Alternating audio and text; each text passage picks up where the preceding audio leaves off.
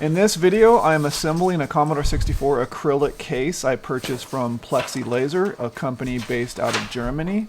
These cases can be customized, as you will see, to imprint your own custom text on the case, but they must be assembled. The kit includes an LED strip, and they run about £60 plus shipping. This video is sort of a journey in which I make several mistakes and take the time to repair the ones that I know of. The first step is to remove the plastic film cover from both sides of all the components.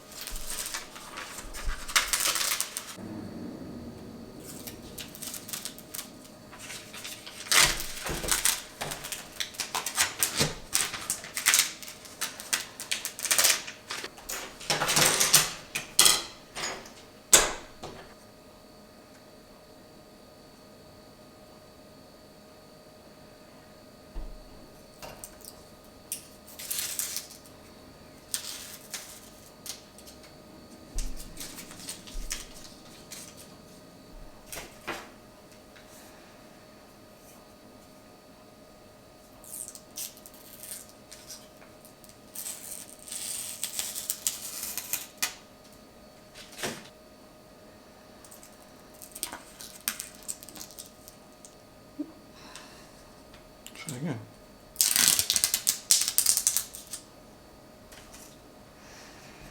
I got these two.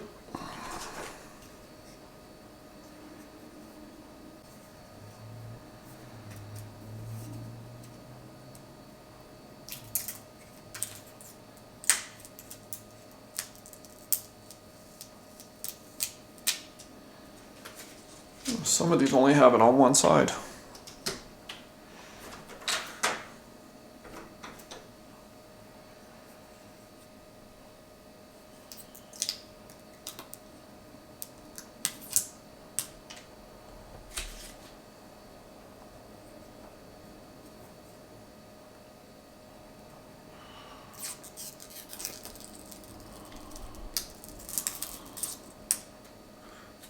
Gets all from that filmy color to perfectly clear. I love that.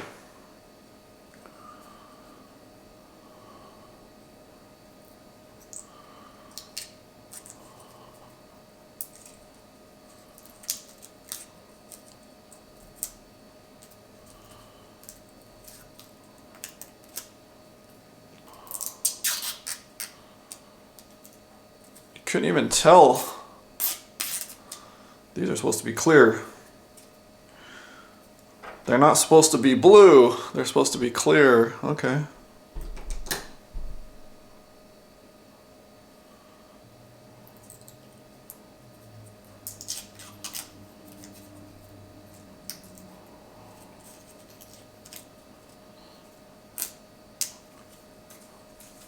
Oh, I got the other side to do too.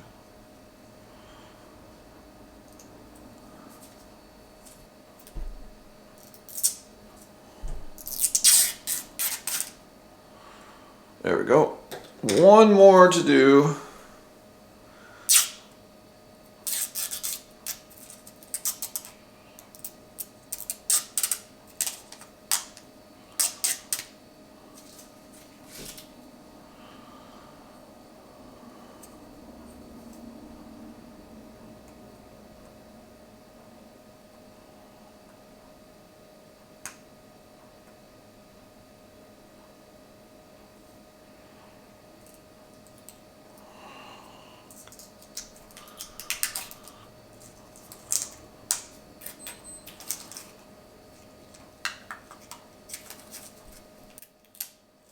All right. Oops. Now the first step is done in the instructions. Now the fun begins. Alright, step 2 says to screw the 5 pieces of 8mm bolts to the bottom plate with 5 screws M 3x5, picture shown. And showing this hole, this hole, this hole, this hole, this hole. And with the bottom plate oriented in this way. Okay, so what that means, if I'm reading this right, I want to take a screw and throw it underneath.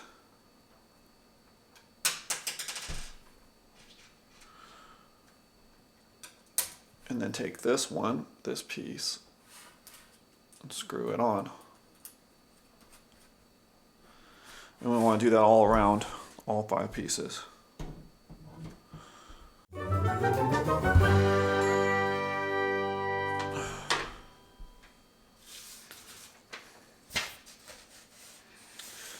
The next step, what it wants us to do, and this one is really confusing because the picture is not, it's all zoomed in so tight it's hard to understand what they're looking for. But I think I get it. They want the screws 1, 2, 3, 4 in the back, and there's these tall ones, these tall bolts.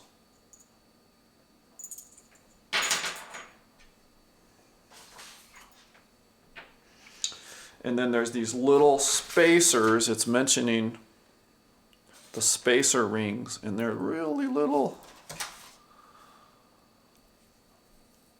spacer rings that go on top. And then we just need the bolts to go through, or the screws to go through.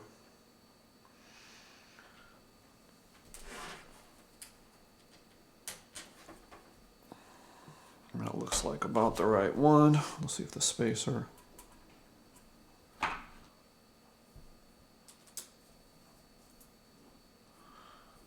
And right now I'm just hand tightening.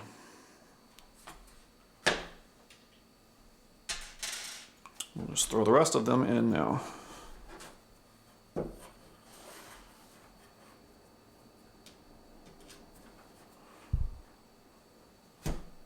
Little spacer.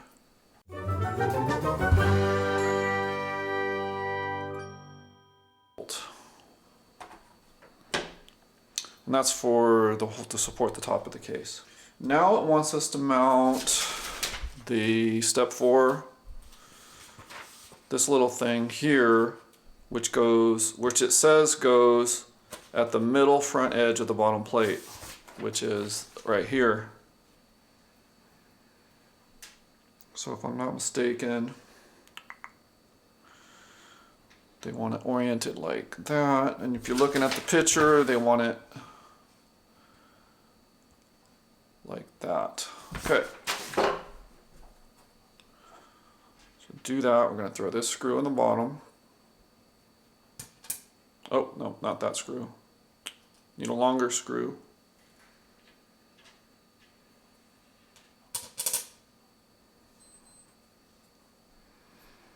Put this on top, and then a bolt.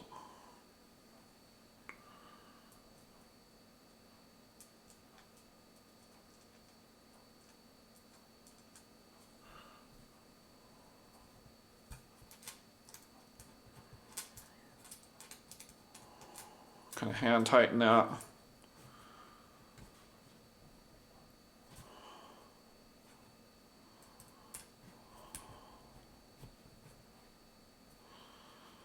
Okay.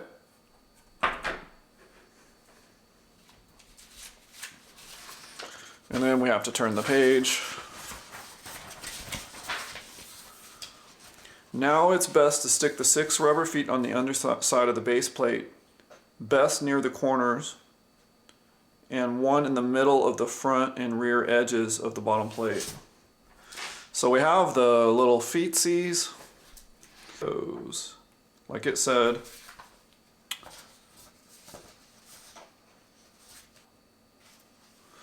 And it's hard to tell from the picture if they put the feets on there. So let's get these out. I don't know, just throw them in the corners. I figure they can be repositioned if necessary.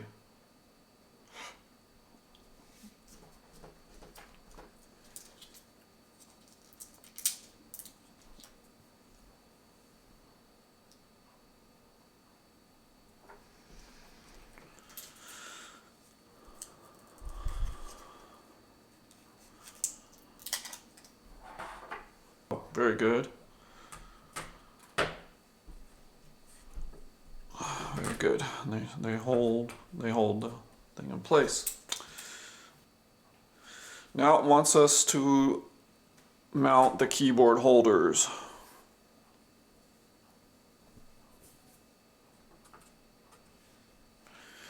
That's these pieces.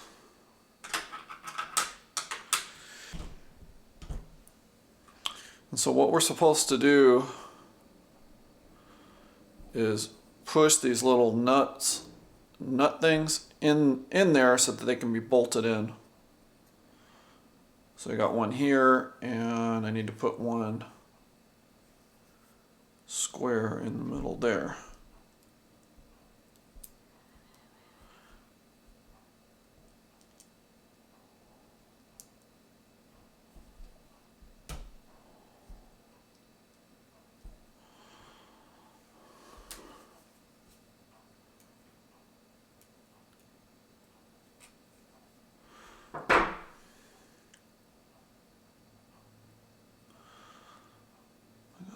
There.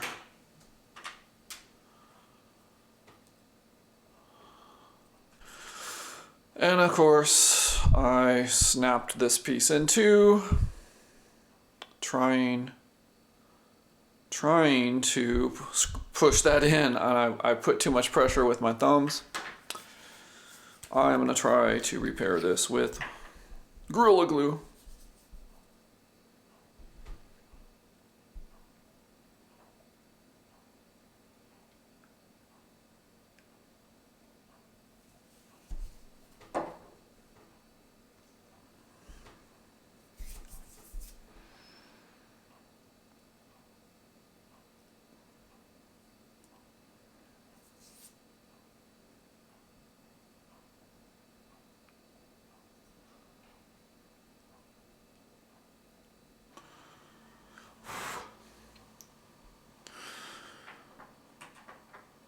Let that dry for a little while.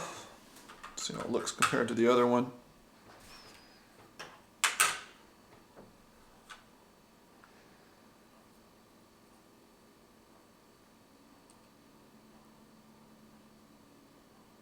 Pretty good. Okay. Now let's try not to snap this one as I get it in. I will be a lot more delicate.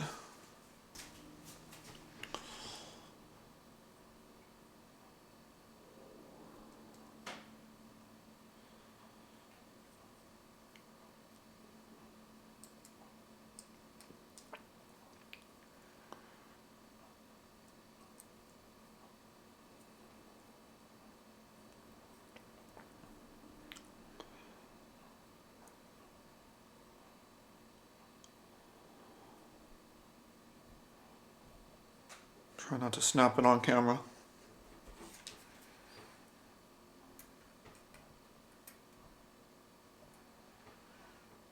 See if this will do it.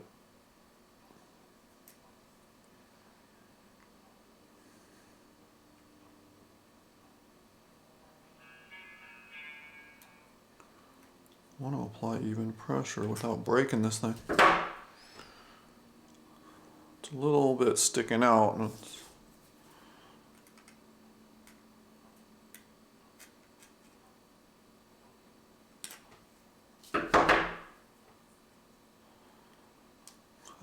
I think that's good. Okay.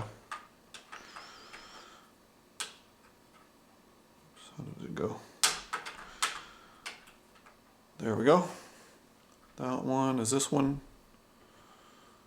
That one's good, good. This one at the top's not quite all the way in.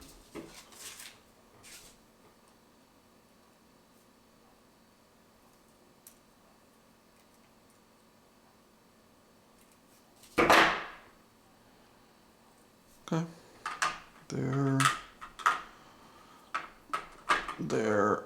Let that one dry. All right. Now hopefully we are dry and we can continue.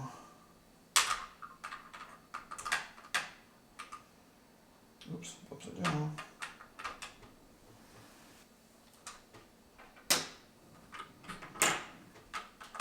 So this step, it looks like they want us to come underneath.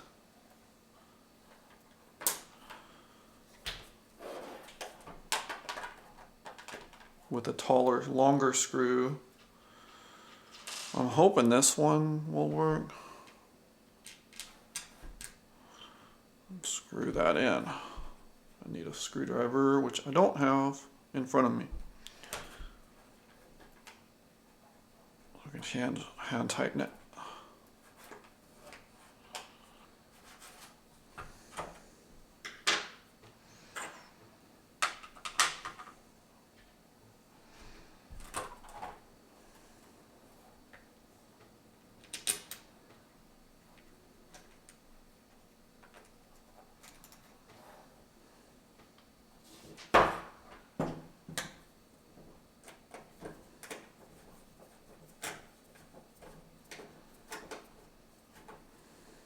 Alright, it's my second attempt at gluing this, and if this doesn't work, I'm going to have to leave this for a few hours. And if that doesn't work, I'm going to have to buy a replacement part and wait another week. Alright, it's been a few hours. Let's see if my repair is going to hold. If it'll stick to my... Ooh. Well, let's see if that's good enough or if I have to order a new piece.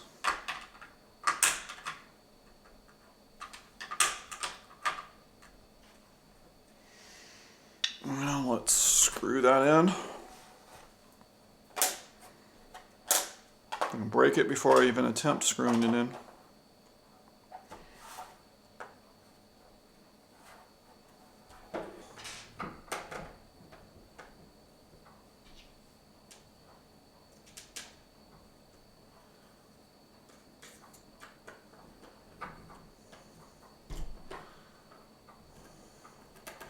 Today, I must have glued it in a little too tight.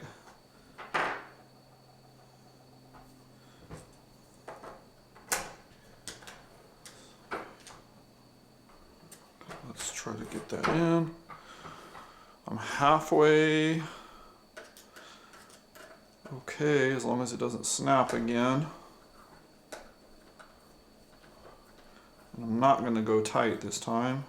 Although I didn't go tight last time, it just snapped.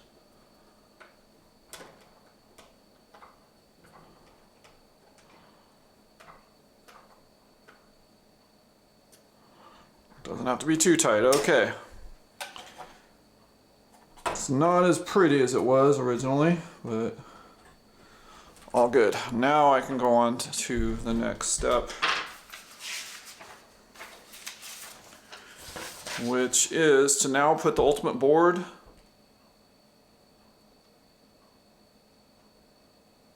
and fix it with 5 screws.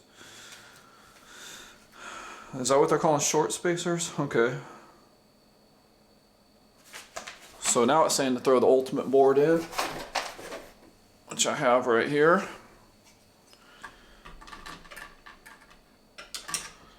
How do we do this?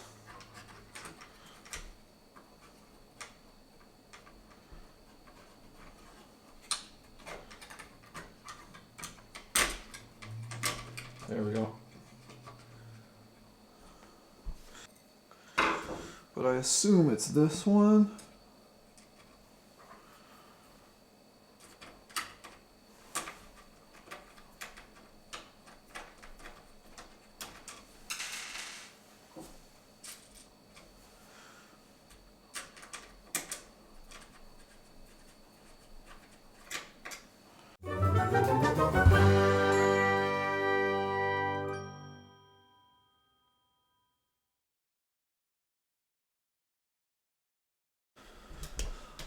All right, now it says to throw the keyboard on. And let's see how this lines up.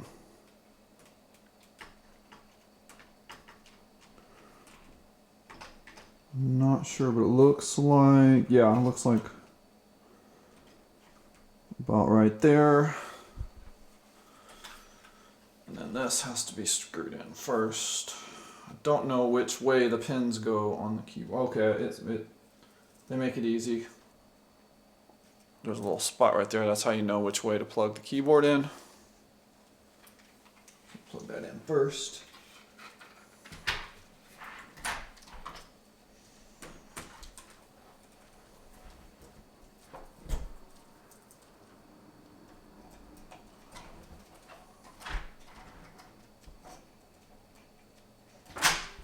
Okay.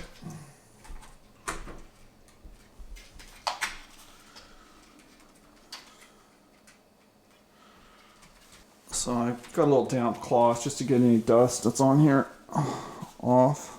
And there is some.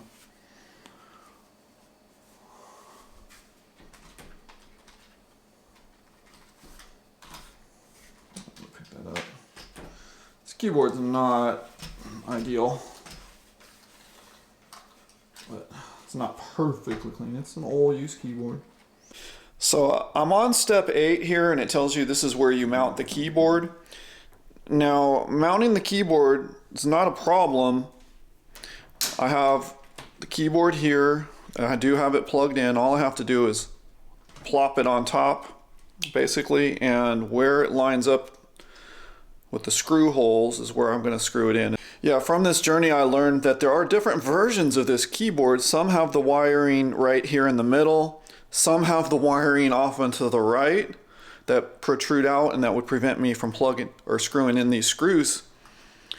And then this particular one I was lucky to find on one of my old Commodore 64s has the cables going in from underneath, kind of from the front and then going around.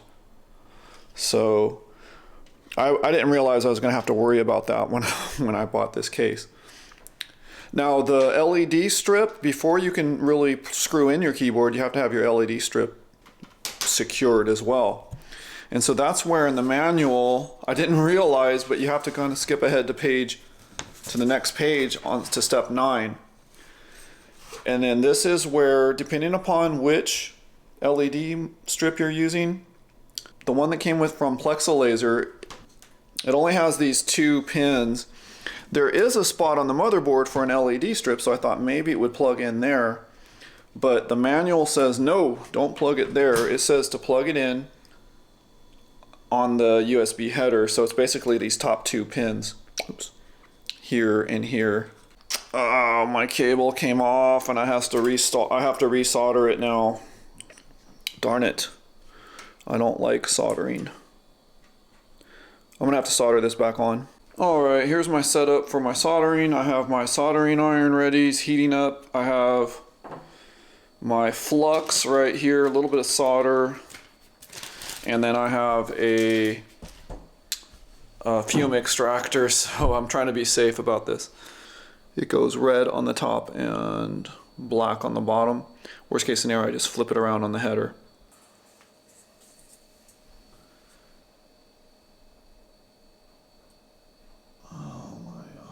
My flux kind of dried up on me.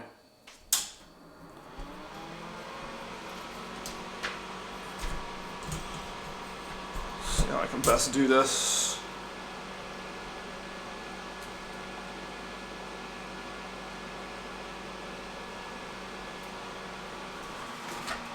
That closer.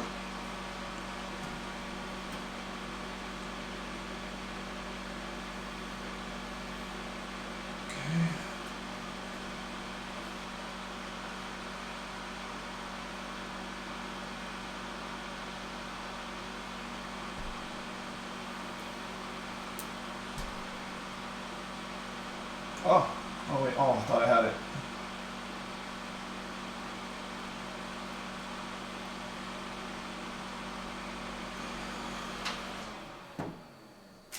I'll wipe off any excess.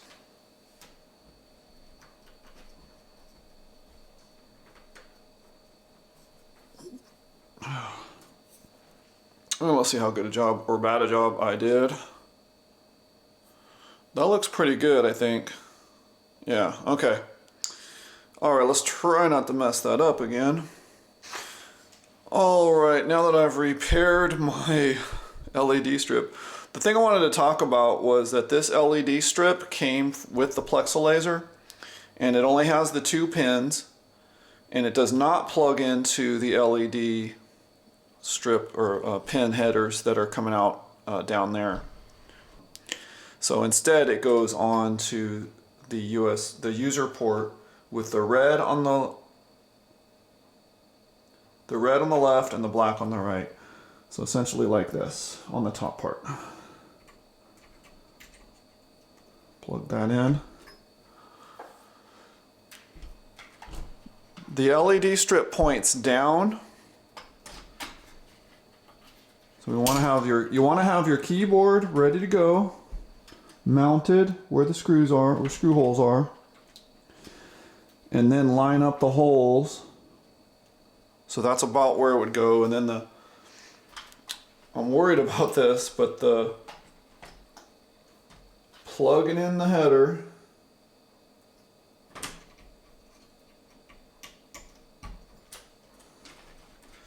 so it goes something like this, and then you have to tuck this under the cable. The cable has to get tucked under. I think I'm going to tape this because I'm going to tape this because I don't want to have to resolder it. So take just a little tape. Just kind of tape this cable down. It's not scientific.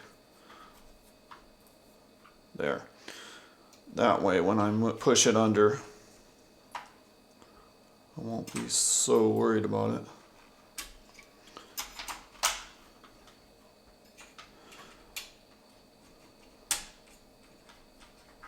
Okay, now we can screw that all in. Alright, I thought before I complete the keyboard installation that I would go ahead and install this optional speaker adapter. And the way I understand it plugs in is these pins right here where it has ground match up to the one where it has ground on the bottom of the motherboard. So I'm going to go ahead and plug that in. It's a little bit tricky, but it should just plug in right into the ports, right into these pin headers. There we go. And then now we can go ahead and complete the keyboard install. So with that, all I want to do is line up the holes. Then place and line up the holes. And then line up the holes with the LED strip. And then very carefully screw it in.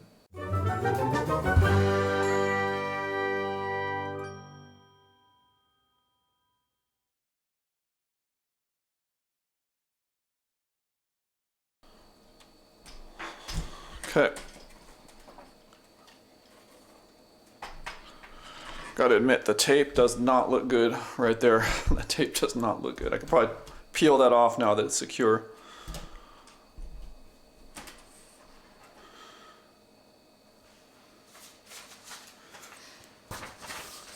So now it's on to inserting the side parts, the back wall, and to the slots at the bottom plate. This position alignment is unique and follows by itself. Let's do that.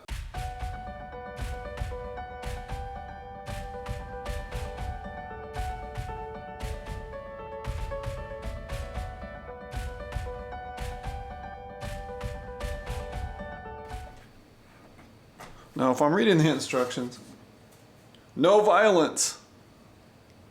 Start at the back of the back wall if there are all the pins in the provided recordings. You can already loosely screw in 2 screws at the corners so that the cover plate cannot slip out of the back. Ah, okay. So I can screw those in up at the top right here. Let's find the screws and do that.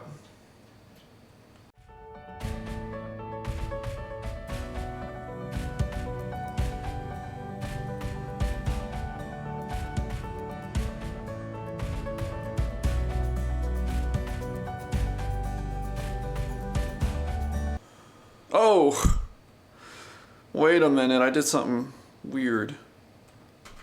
This one didn't pop in.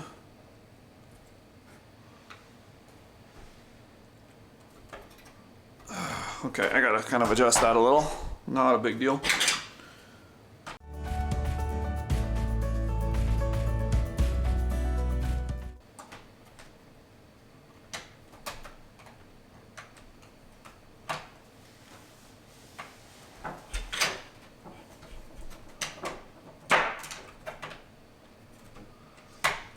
It's not that it's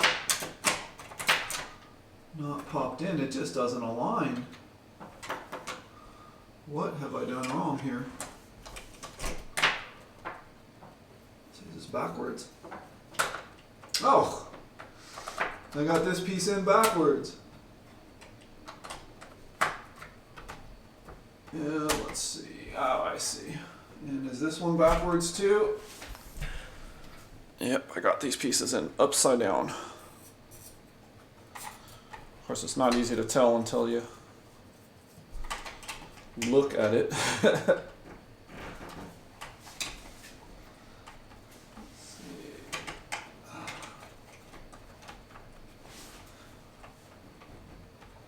Try looking at it.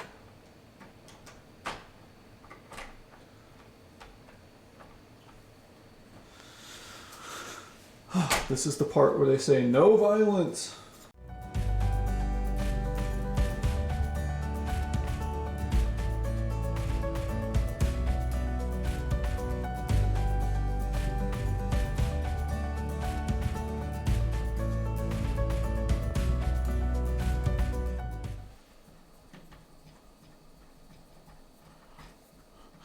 I'm not going to tighten these too tight for a couple of reasons. One is I'm going to be opening this up to install my LED that I've ordered. I've ordered a secondary LED strip.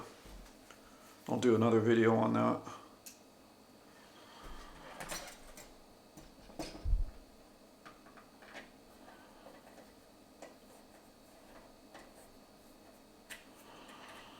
Going in.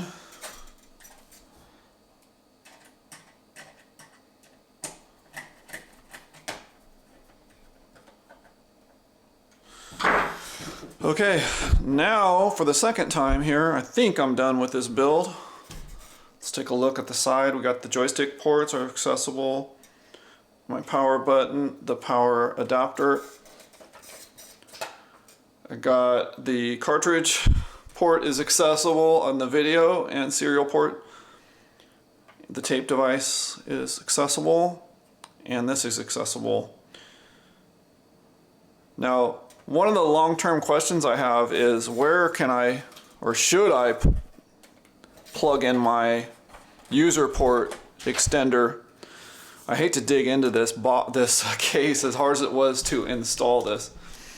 So now, next, I guess it's on to powering this up and seeing if it actually works. In a few, I guess when I get my LED strip, I'm going to take this LED strip off and plug in the new one into the 4-pin header. And then there won't be this tape that's right there. And I'll do that on another video. Alright, this is a little bit of a mess, but this is just for testing purposes. I'm going to plug in the power into the device. And then I'm going to plug in the video right here, right down here. Let's see if I can't record that.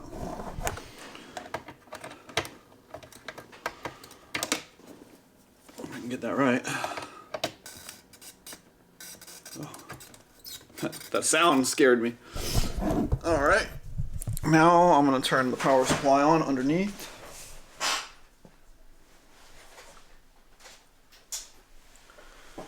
And we're going to give this a power. I'm going to have to switch components. Hold on. And then I'm going to give this a power. See if we get LEDs. Ha ha ha. That's the green. That's what I ordered. Alright, so we are up and running. First try. Thank goodness.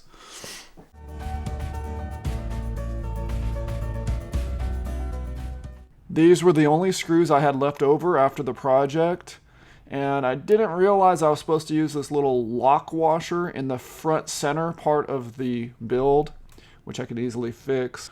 And I also didn't realize it came with this torque drill bit that could have been useful, although I was hand tightening everything.